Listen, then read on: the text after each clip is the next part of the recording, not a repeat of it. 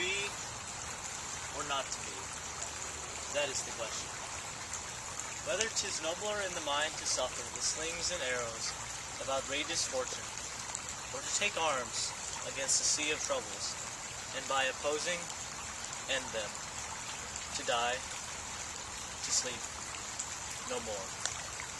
And by a sleep to say we end the heartache, and the thousand natural shocks that flesh is heir to. 'Tis a consummation devoutly to be wished, to die, to sleep perchance to dream.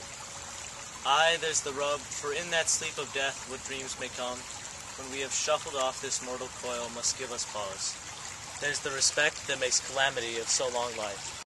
Who would bear the whips and scorns of time, the oppressor's wrong, the proud man's contumely, the pangs of despised love, the law's delay, the insolence of office, and the spurns that patient merit of the unworthy takes, when he himself might his quietus make with a bare bodkin? Who would fardels bear, to grunt and sweat under a weary life, but that the dread of something after death, the undiscovered country from whose bourne no traveller returns, puzzles the will, and makes us rather bear those ills we have, than fly to others that we know not of. Thus conscience does make cowards of us all. And thus the native hue of resolution is sicklied over with the pale cast of thought, and enterprises of great pitch and moment, with disregard, their currents turn awry, and lose the name of action. Soft you now the fair Ophelia, in thy horizons be all my sins remembered. Good my lord, how does your honor for this many a day? I humbly thank you well. My lord, I have remembrances of yours that I have longed to read a listen. I pray you now receive them. No, not I. I never gave you aught. My honored lord, you know right well you did, and with them words of so sweet breath composed, as made the things more rich. Their perfume lost, take these again, for to the noble mind rich gifts wax poor, when givers prove unkind. Ha ha, are you honest? My lord. Are you fair? What means your lordship? That if you be honest and fair, your honesty should admit no discourse to your beauty.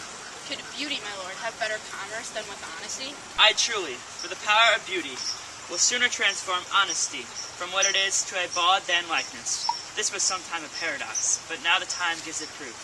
I did love you once. You should not believe me, for virtue cannot so inoculate our old stock, but we shall relish of it. I loved you not. I was the more deceived. Take thee to a nunnery. Why wouldst thou be a breeder of sinners? I am myself indifferent, honest. But yet I could accuse me of such things that it were better my mother had not borne me. I am very proud, revengeful, ambitious, with more offenses at my back than I have thought to put them in, imagination to give them shape, or time to act them in. What should such fellows as I do, crawling between earth and heaven? We are Mount know all. Believe none of us. Go thy ways to a nunnery. Where is your father? At home, my lord. Let the doors be shut upon him, that he may play a fool nowhere but in his own house. Farewell. Oh, help him, you sweet heavens. If thou doubtst, Mary, I'll give thee this plague, for the dowry by thou shalt as ice, as pure as snow. Thou shalt not escape calumny. Get thee to a nunnery. Farewell. Or if thou wilt needs marry, marry a fool, for a wise man know well enough what monsters you make of them. To a nunnery, go, and quickly too. Farewell. Heavenly powers, restore him. I have heard of your paintings too well enough. God hath given you one face, and you make yourself another. You jig and amble, and you list. You nickname God's creatures, and make your wantonness your ignorance. Go to. I'll no more on it.